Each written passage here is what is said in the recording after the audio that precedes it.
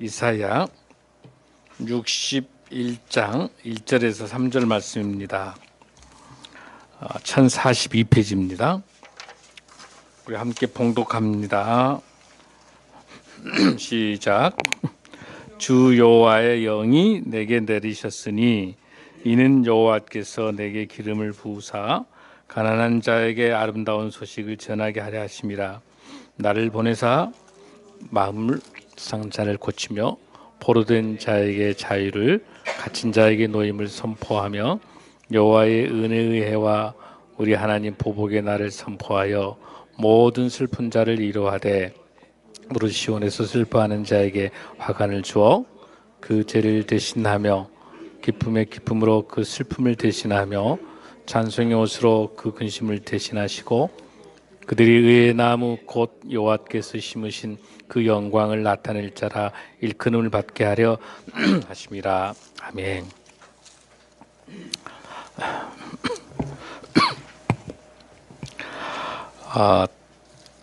우리 종교개혁이 1517년이죠. 그래서 16세기 종교개혁이 있는 이후로 18세기에 새로운 사도행전을 써가는 인물 바울의 후계자라고 이야기하면 여러분 누구라고 생각하세요? 많은 사람이 있겠습니다만 존 웨슬리를 여러분 들 수가 있어요. 존 웨슬리는 증조 때부터 그러니까 4대가 목사 집안이에요. 그래서 이 웨슬리 집안에는 엄마가 이제 그 수산나라고 하는 어머니가 있는데 애를 몇 명 낳았을까? 저출산 시대도 아니고 굉장히 많이 낳았어요. 여러분 머리 아프죠? 19명 낳은 거야. 19명. 19명 낳아가지고 19명 중에서 9명은 죽어요. 몇 명 남아있어요? 10명 남아있는데 그 중에서 존 웨슬리는 15번째 아들이에요. 그 다음에 그 밑에 아들이 찰스 웨슬리. 오늘 찬송 불렀죠. 만입이 내게 있으면. 이게 찰스 웨슬리가 작곡한 곡인데 만곡을 작곡 유명한 싱어송라이터죠. 찰스 웨슬리. 찰스 웨슬리 여러분 잘 아는 거 옥스퍼드 출신인데 홀리 클럽을 만든 사람이에요. 옥스퍼드가 그 당시 영국이 퇴폐할 때 청년 대학생들 모아가지고 우리가 거룩한 삶을 살자 해서 홀리 클럽이 최초로 찰스 웨슬리, 요한 웨슬리 동생이에요. 근데 이 요한 웨슬러가 15번째 아들을 태어났는데 이 수산나의 가정교육이 너무 중요해요. 하루에 30분씩 그 19명의 그 아들 그 자녀들에게 30분씩 개인 지도 영성교육 성경 말씀을 가르치는 거야. 별로 안 놀래 여러분들? 어쨌든 이런 좋은 어머니 밑에서 신앙교육을 잘 자란 존 웨슬리가 이제 성장해서 드디어 1735년에 1월 말일이죠. 지난주 정도 되겠네. 미국의 이제 조지아주에서 목사 청빙이 있어서 갑니다. 인디언들을 보호하기 위해서. 그래서 이제 그곳에 가서 보호를 하러 인디언들 때문에 거기를 갔는데 이제 이미 그곳에서 물들어 버린 거지. 그 인디언들이 순수하지 못한 거지. 그 돈에 대한 맛을 알고 사치와 그런 그 갈등들을 갖고 있고 분쟁이 있는 걸 보고 그곳에서 인디언들 선교를 포기하고 이제 요한 웨슬리가 돌아오게 됩니다. 돌아와서 이제 그 뱃속에서 이제 그 바닷가에서 뭘 느끼냐면은 굉장히 폭풍이 몰아치고 그런 가운데서 두려운 거예요, 죽음이. 그런데 저기 한쪽 배 저 구석지에는 찬송을 부르면서 정말 고요하게 어린아이들까지 있는데 기도하고 찬양을 하고 있는. 자기는 명색이 목사잖아요. 거기는 목사도 다 평신도인데 너무 창피한 거예요. 당신 어떻게 해서 그럴 수 있냐니까 저는 하나님께서 저희들에게 천국이 있기 때문에 저희들은 두렵지 않습니다. 하나님께서 하나님 시간표에 있기 때문에 그 모라비안 교도들인 거죠. 거기서 큰 감동을 가진 거예요. 자기는 비록 목사지만 성령 체험이 거듭나지 않는 거죠. 그래서 드디어 모라비안 그 출신의 피터 보일러라고 하는 유명한 모라비안 출신 목사를 만납니다. 그 목사를 만나서 드디어 그분을 어떻게 하면 나도 깊은 성령 체험을 할 수 있을까? 그래서 피터 보일러가 주관하는 올드스 그레이트라고 하는 영국에서 기도 모임을 간 거예요. 그 기도 모임을 가다가 거기서 루터가 주석한 로마서의 서문을 낭독해요. 이제 모라비안 교도가. 근데 그 로마서의 서문을 듣다가 뜨겁게 성령 체험을 한 거야. 할렐루야. 저녁 9시 15분이었어요. 너무너무 뜨거운 성령 체험을 하고, 야, my brother, I believe in God. 찰스인지 웨슬리에 가서, 동생아, 나 하나님 만났어. 뜨겁게. 그곳에서 기도하는 가운데. 그 뜨거운 그 기도를 받고 성령 체험하고 난 다음에 드디어 요한 웨슬리가 이제 그 당시 영국 국교가 성공회이기 때문에 굉장히 경건하거든요. 영국은. 그리고 거룩거룩 한 거야. 의식이. 근데 이제 누구는 요한 웨슬리는 성령이 충만하니까 아주 어떻게 메시지가 굉장히 강하잖아요. 그러니까 서로 많은 교회에서 강단을 안 빌려줘. 이거는 이단 같게 느껴지기도 하고 막 그 당시니까 여러분. 그래서 요한 웨슬러가 드디어 이제 시리에 성령을 체험했는데 시리에 빠졌을 때 거기에서 자기의 이제 옥스퍼드 동문인 히필드라고 하는 목사를 그 감리 목사를 같이 만나는 거죠. 나중에 감리교를 만든 요한 웨슬리가 히필드하고 같이 감리교를 만들었는데 그 야외에서 장애에서 설교하는 그 친구를 통해 가지고 드디어 이제 브리스톨이라고 하는 그 영국에 있는 지역이에요. 그 브리스톨은 어떤 지역이냐면 부둣가기 때문에 굉장히 그 억센 지역이에요. 그리고 방탕하고 노동자들 중심으로 억센 지역. 근데 그곳에서 드디어 존 웨슬리가 설교를 합니다. 그 당시에는 마이크도 없단 말이에요. 근데 3,000명이 몰려드는 거예요. 존 웨슬리의 설교를 통해 가지고. 거기에서 존 웨슬리가 처음으로 장애 집회를 하면서 설교를 했던 그 본문의 주제가 바로 이것. 어디예요? 이사야 61장 1절에서 3절을 본문 11절까지 이 본문을 삼아서 최초로 집회를 요한 웨슬리가 하게 됩니다. 그래서 이 요한 웨슬리를 통해 가지고 이 이야기는 나는 그 곳곳마다 이제 말을 타고 그 당시에는 교통편이 불편하니까 말을 타고 다니면서 성경책도 읽고 설교하러 다니고 하는 거 얼마나 다녔냐면 54년 동안에 46만 킬로를 다니면서 전도한 거예요. 그러니까 지구의 12바퀴 반을 말을 타고 선교한 거야. 여기서 나오는 말이 유명한 것. All world is my parish. 무슨 뜻이에요? 전 세계가 나의 교구다. 세계 열방을 향한 선교와 전도의 비전을 세운 거예요. 존 웨슬리가. 그래서 이렇게 이야기합니다.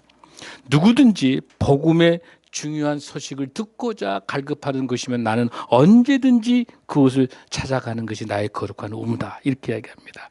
그리고 하나님께서는 믿음에 대한 기도 응답에는 아무것도 안 하신다. 기도 외에는 답하지 않는다는 유명한 말을 남깁니다. 그래서 존 웨슬리는 늘 삶에서 기도하고 찬양하며 하나님께 영광을 올렸던 그런 존 웨슬리입니다. 그래서 이 존 웨슬리의 이 역사를 이어갑니다. 찰스 피니, 그다음에 D.L. 무디 이런 유명한 영적 대부흥의 부흥사들이 나오기 시작한 거죠. 그래서 빌리그램까지 나오게 된 역사 배경이 존 웨슬리예요.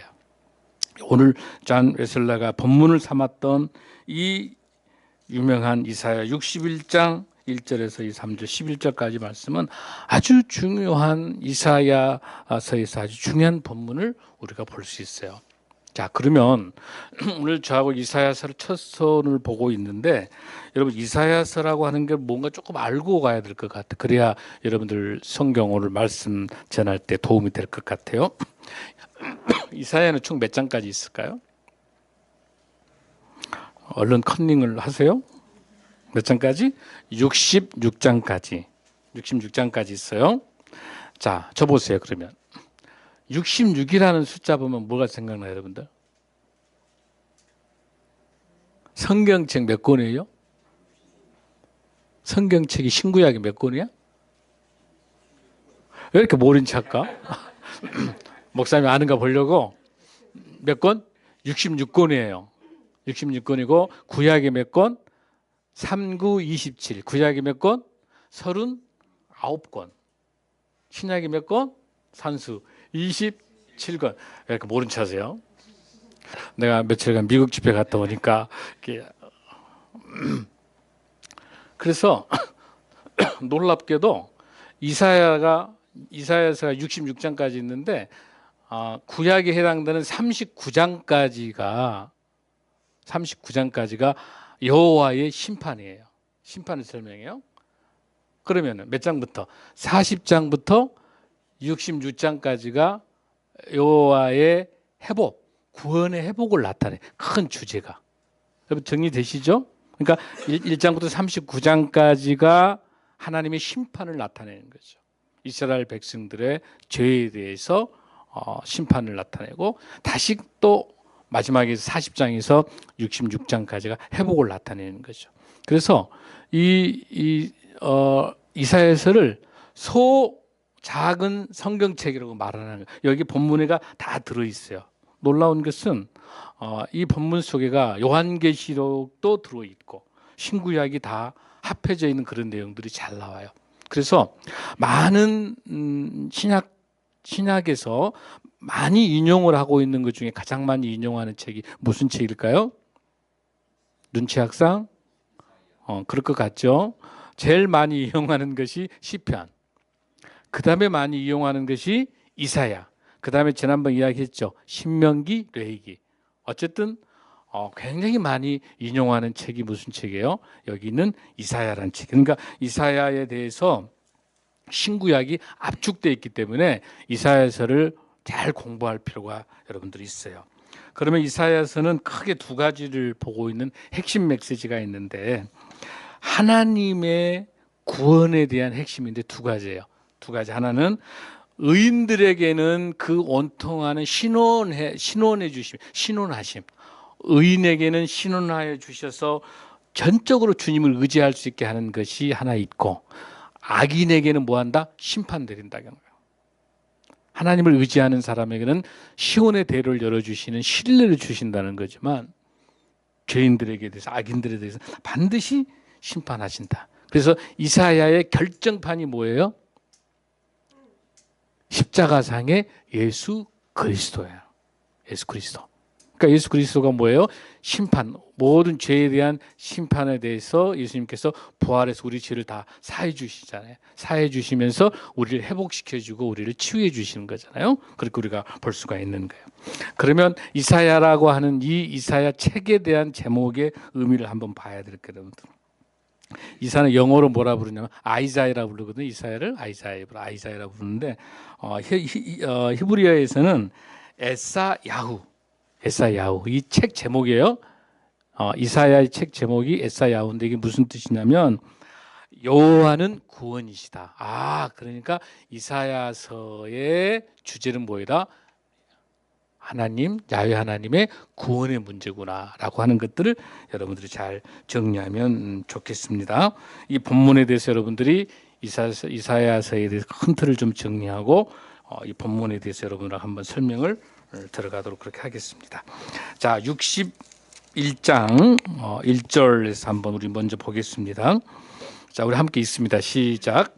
주 여호와의 영이 내게 내리셨으니 이는 여호와께서 내게 기름을 부으사 가난한 자에게 아름다운 소식을 전하게 하심이라. 나를 보내사 마음이 상한 자를 고치며 보로된 자에게 자유를 갇힌 자에게 놀림을 선포하며. 이사야에 있는 이 61장이 이 말씀이 그대로 신약에서 우리가 한번 본 것 같지 않아요, 여러분들?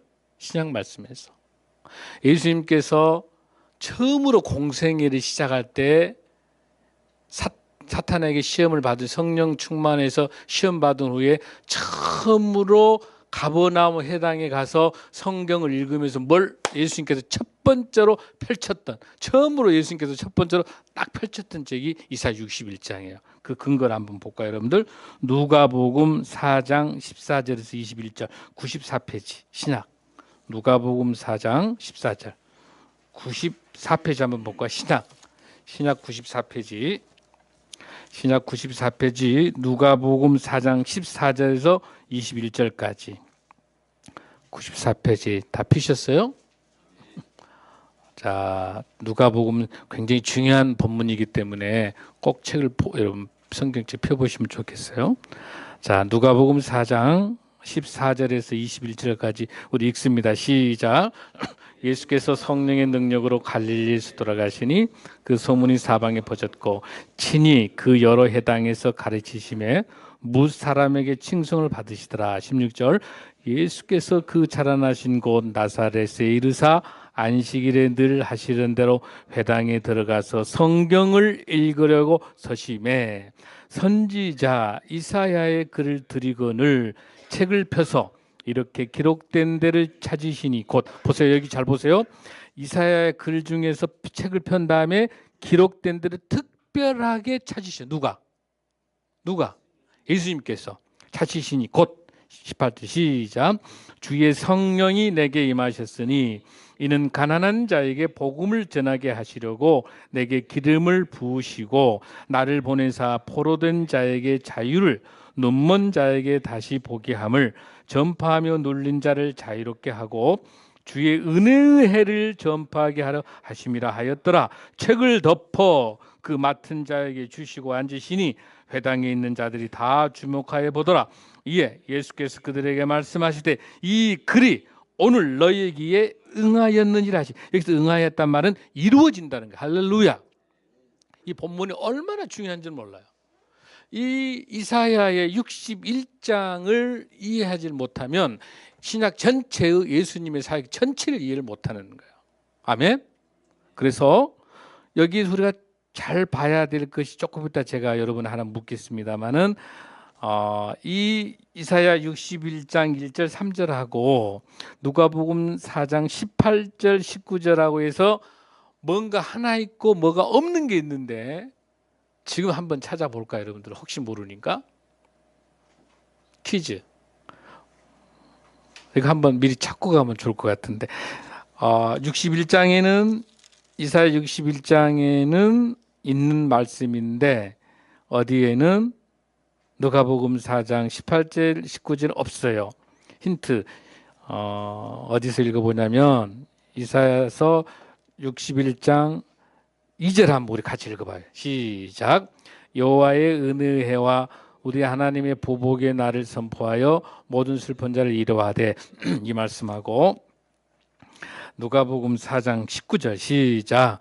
주의 은혜의 해를 다시 누가복음 4장 19절 시작. 주의 은혜의 해를 전파하려 하심이라. 자, 있고 없고 뭐예요, 여러분들? 그렇죠.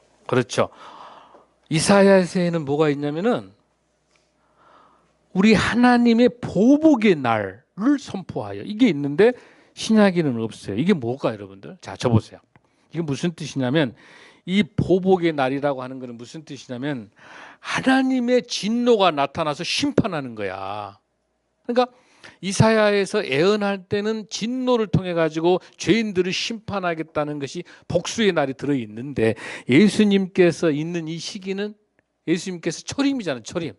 이 말씀은 초림이니까 이 보복의 날은 언제일까? 예수님이 뭐 할 때? 재림할 때야. 예수님이 재림할 때 보복하기 때문에 이 본문에는 썼다 안 썼다? 읽지 않고 뺀 거예요. 여러분 이해되세요? 여러분 무슨 뜻인 줄? 이해돼야 돼요. 자, 예수님께서 여기에서 은혜의 해라고 하는 것이 무슨 해냐면 예수님께서 초림 때를 말해. 초림때니까 초림때는 예수님이 오셔서 가버나움 회당에서 많은 병자를 고치신 첫 사역하는 것이 초림이고 예수님이 돌아가시고 난 다음 십자가에 돌아가시고 부활하신 후에 다시 어쩐다? 재림해서 오신다는 말이에요. 재림에서 오실 때는 뭐 하신다? 여기 나와 있는 것처럼 하나님의 보복의 날, 심판의 날이 있단 말이에요. 아멘. 그렇기 때문에 아직 예수님께서 지금 이거는 공생애를 막 시작하는 상황이기 때문에 심판의 날은 설명할 필요가 있어요, 없어요?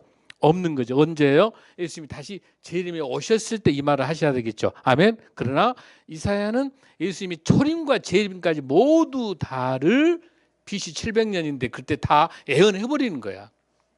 어떻게 했다? 예수님께 재림에 오셔서 심판하시겠다는 거예요. 그것까지 다 말하는 거예요. 여러분들 이해되시죠? 그 본문을 이해되시고 우리가 한번 읽어보면 좋겠습니다.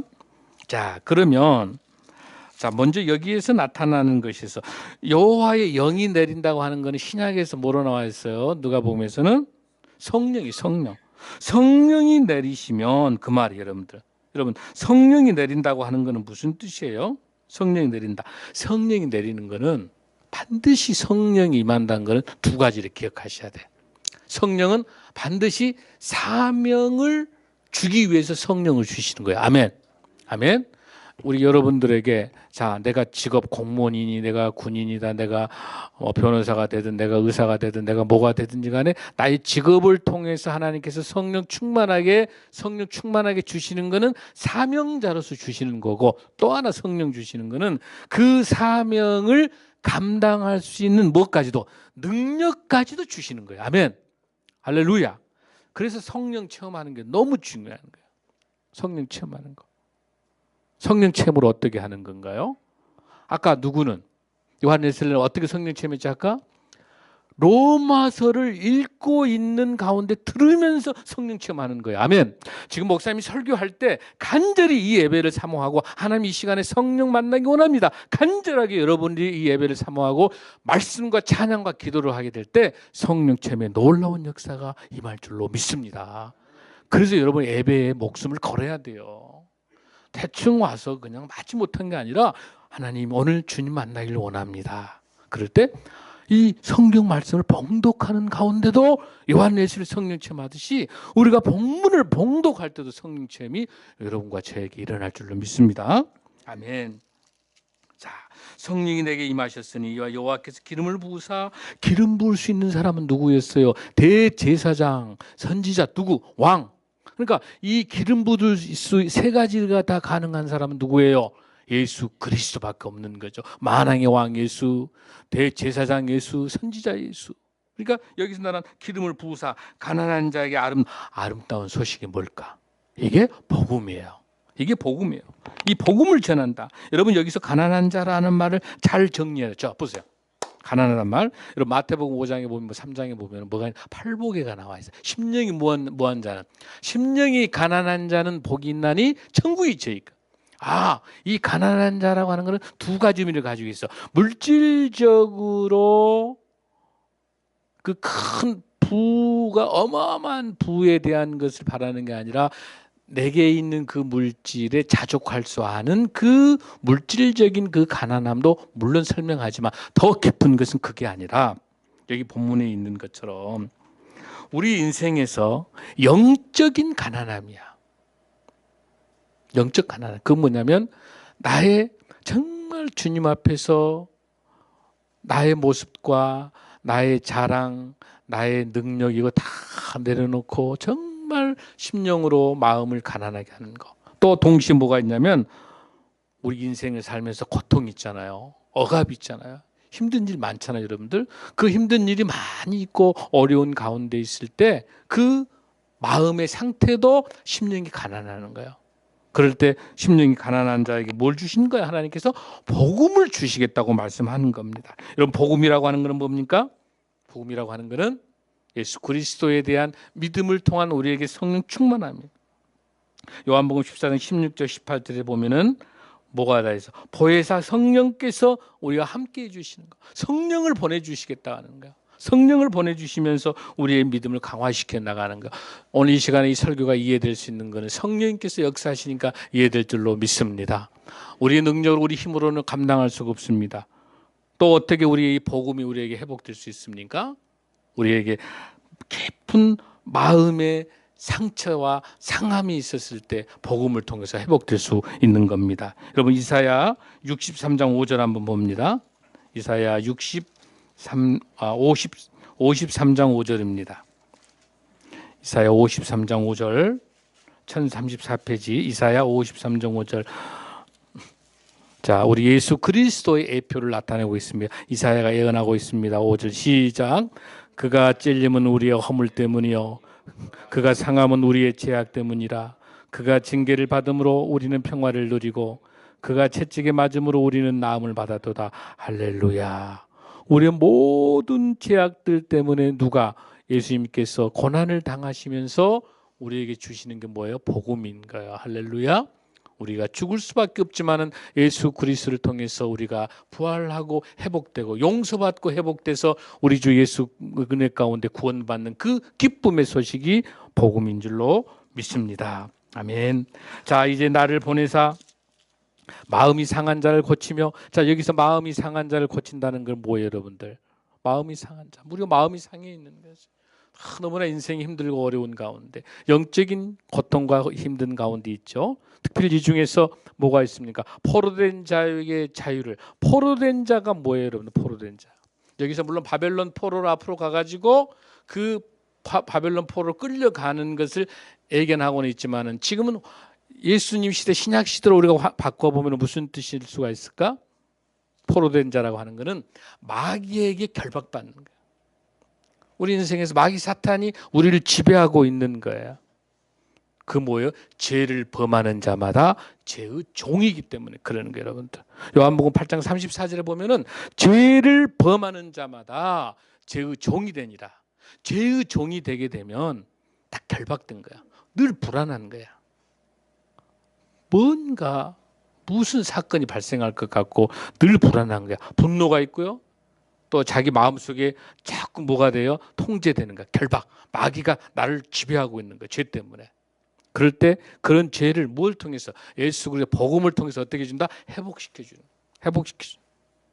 거기서 죄로부터 뭐 하게 되신다? 자유를 주신다는 거야. 무엇이? 복음이. 복음이.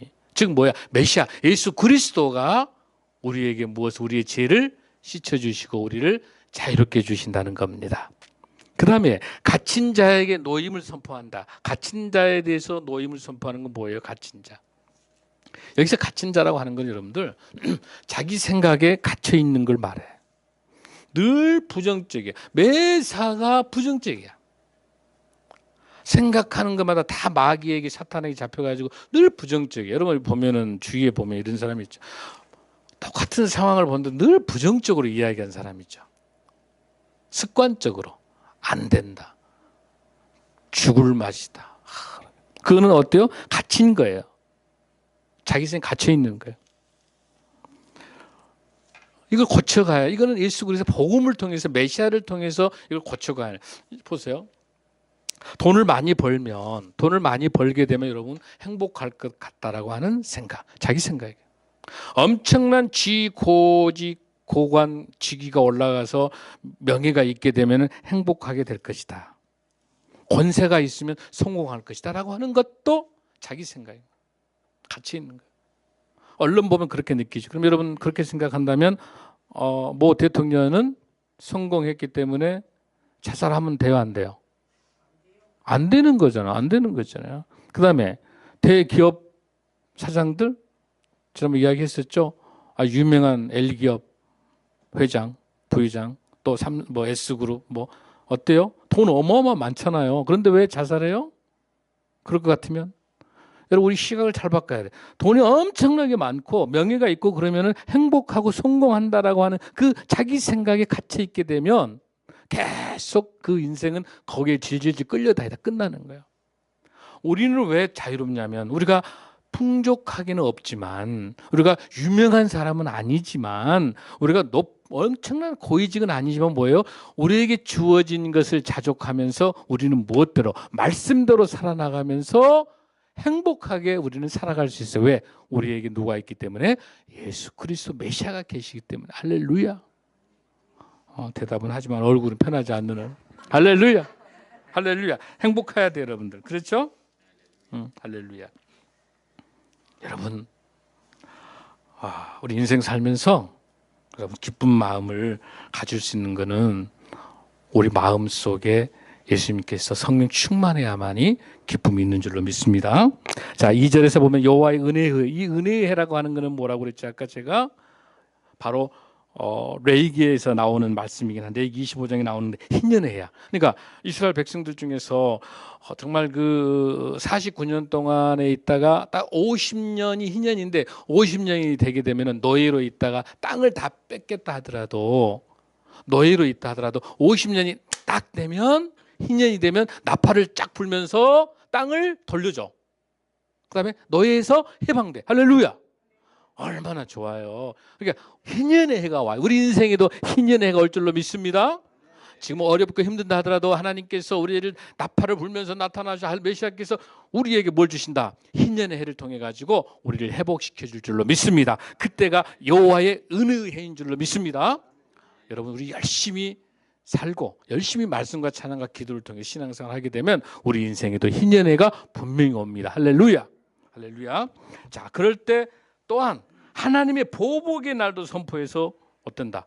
반드시 하나님께서 여러분 지금 인생 살면서 억울할 수 있어요. 기가 막힌 일 당할 수 있어. 나의 잘못도 없는데 너무 억울해. 그런 적 있어요 없어요 여러분들? 지금 있어요. 너무 많아요. 그러나 반드시 하나님께 어떻게 해주신다? 심판에서 반드시 회복해 줄 줄로 믿습니다.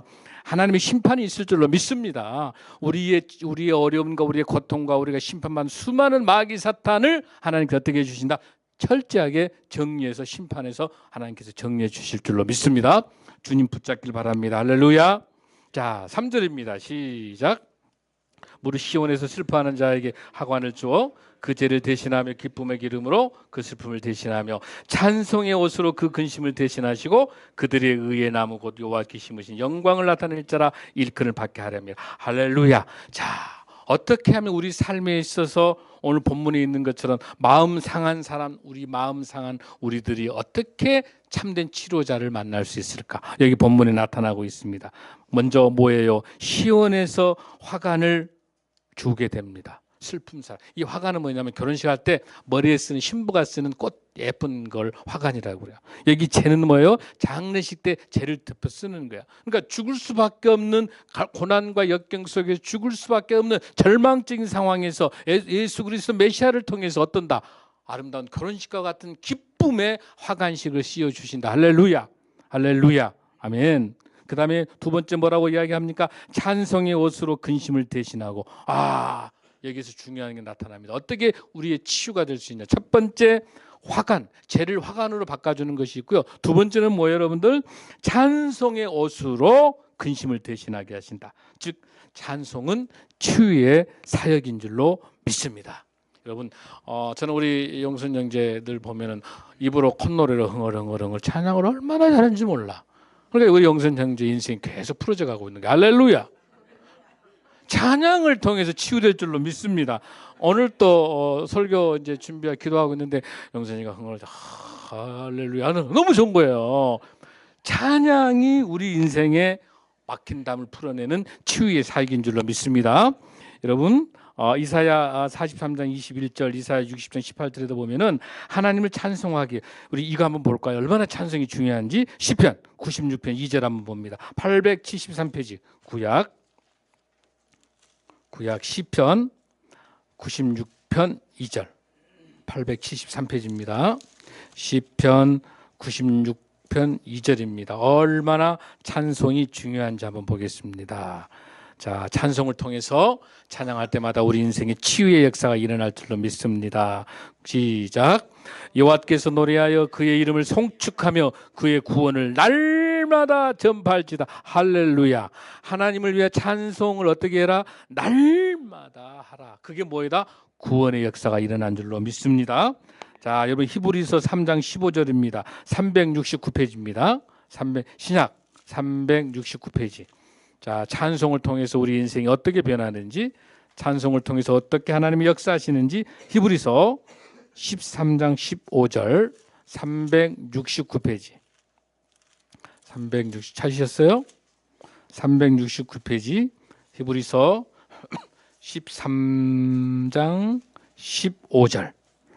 자, 찬송을 통해서 하나님의 임재를 경험합니다. 369페이지 히브리서 13장 15절 시작.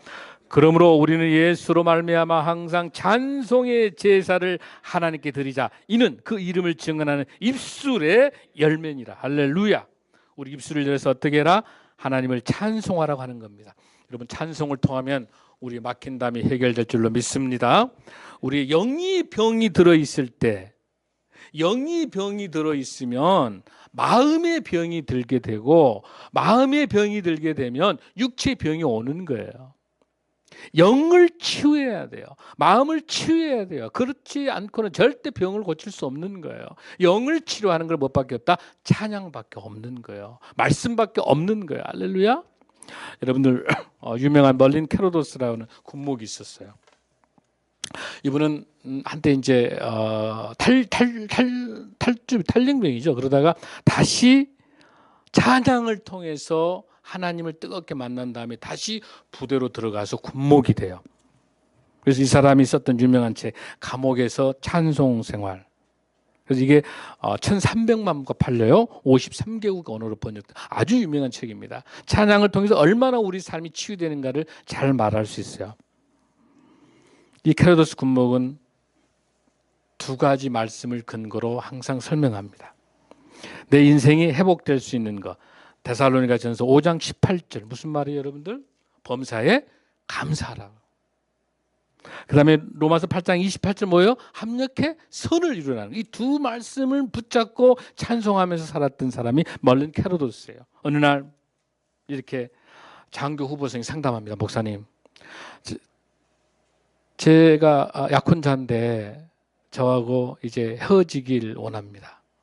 제가 만약에 여기서 이 약혼자가 나하고 헤어지게 되면 나는 내 인생의 의미가 없어집니다. 내가 장교되는 것도 이렇게 약혼자 결혼해서 정말 행복하게 살려고 했는데 이렇게 멀린 캐로도스 목사님께서 이렇게 장교에게 정말 그 여인을 여러분 당신이 사랑한다라고 한다면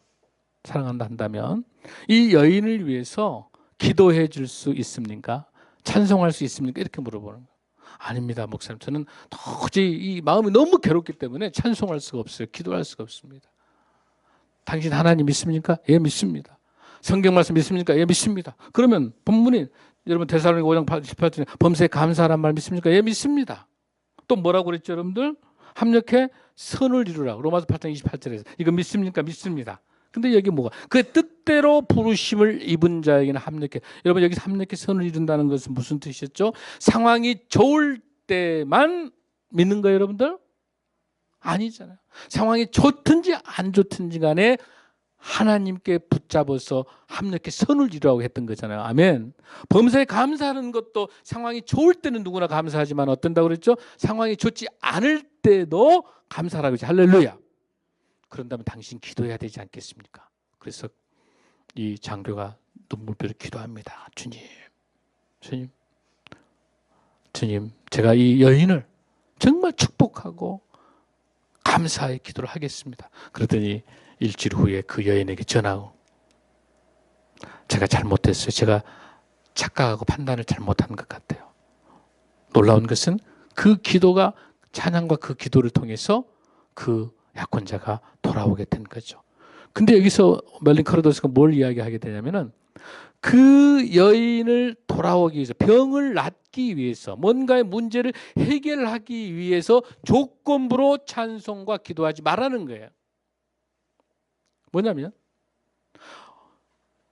뭔가 그 조건을 내세워서 하나님과 예수님하고 조건을 내세워서 주님이 이 병을 고쳐주시면 그게 아니에요. 그 상황 그대로 놓고 있는 거야. 이 상황이 최악인 거예요. 짐이라고 하는 그 청년이 있는데 자기 아버지가 알코올 중독자에 다 죽고 가족들 다 포기했던 사람. 그 알코올 중독자인 아버지에게 간절히 기도. 이 아버지를 축복합니다. 아버지 사랑합니다. 상황이 좋고 정말 좋은 사람을 위한 게 아니라 도저히 기도할 수 없는 상황인 거예요. 멀린 캐로도스 이 목사님의 설교를 듣고 짐이 기도하나. 하나님, 정말 우리 아버지가 알코올 중독자인데 집안이 풍지박산입니다. 도저히 분노와 가정이 다 파괴되는 거예요. 멀린 캐로도스는 그렇게 해요. 그 상황 그대로 놓고 기도하라는 거예요. 하나님 이 알코올 중독자면 나의 아버지를 불쌍히 여겨 주시옵소서.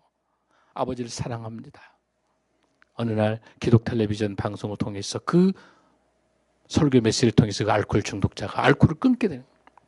사랑하는 성도 여러분, 어떤 조건을 위해서 기도하는 게 아니라 지금 우리 이 상황은 변하지 않는 거예요. 이 상황 그대로 두고 기도. 하나님 그럼에도 불구하고 가장 악조건임에도 불구하고 주님 기도합니다. 주님 도와주시옵소서. 주님 사랑합니다. 사랑하는 여러분들 가정에, 여러분의 직장, 여러분의 공동체 속에 이런 상처와 아픔이 있습니까? 그거 그대로 놓고 더 좋아지기 위한 조건부 기도가 아니라 그냥 그 자체 그대로 놓고 주님께 기도할 수 있는 성숙한 기도를 통해서 놀라운 주님의 은혜가 상달될 줄로 믿습니다. 이 문제는 우리 한 개인의 문제뿐만 아닙니다. 우리나라 이 상황이 정말 힘들고 어려운 시기에 우리 가정의 문제, 우리 교회의 문제, 우리 한국교회의 문제, 대한민국 전 세계 모든 공동체에 똑같은 거예요. 이 상황은 변하지 않는다는 거예요. 상황이 변하지 않는 거. 이 상황을 놓고 우리가 어떻게 기도하느냐, 어떻게 말씀으로 회복하느냐라고 하는 것을 통해서 놀라운 성령의 충만함이 임할 줄로 믿습니다. 이를 통해서 찬송의 치유의 사역을 통해서 은혜가 충만하길 바랍니다. 마지막으로 그 영광을 나타낼지라. 이 영광이라고 하는 것은 예배를 통해서 우리의 아픔과 상처가 치유된다고 하는 것을 말씀하고 있는 겁니다.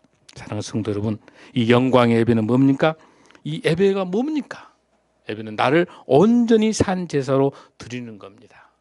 예배를 통해서 오늘 본문에 있는 것처럼 그들이 의의 나무, 여호와께 심으신 거. 여기서 의의 나무는 상수리의 나무리, 상수리의 마른 나무가 저주받았는데 상수리의 의의 나무로, 싱싱한 나무로 회복시키던 우리 생명나무 숲 교회가 이름은 생명나무인데 기도가 없고 말씀이 없고 찬양이 없는다면 마른 상수리 나무로 떨어지는 거예요.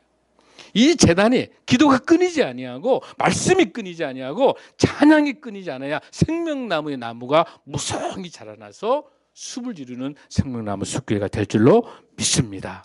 사랑하는 성도 여러분, 얼마나 힘이 들고 어려운 일들이 많이 있습니까? 여러분 지친 일이 얼마나 많습니까? 여러분 힘내십시오.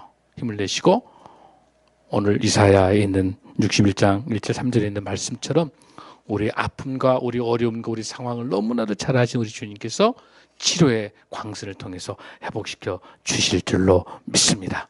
말씀과 찬양과 기도를 통해서 놀라운 성령의 회복이 되길 간절히 소원합니다.